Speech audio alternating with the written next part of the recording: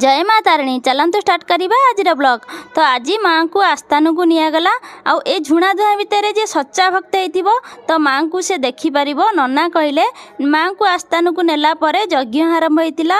तो यज्ञ माने बहुत सारा पंडित माने जमी जमी सब कही घटगाँ तारिणी नना सेमती सेमती पूरा है।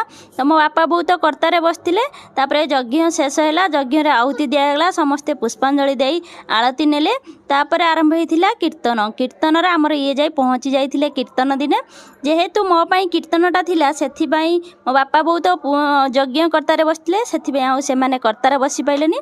आ नना कहले कि ता सासु ससुर बसवे से मो सासु ससुर कर्तार बसी आउ ये मो भाई मामू समस्ते 8 जन पूरा कलश बुड़ाऊे। तो जेहेतु ये नुआ नईकी जाऊँगी तो जापार नथिले से मो भाई तांकु सांगर नहीं कि जाऊला। तापरे कौन है देखिए नेक्स्ट वीडियो रे रहिलु। जय माँ तारिणी। वीडियो भल लगी निश्चित सब्सक्राइब कर देबे।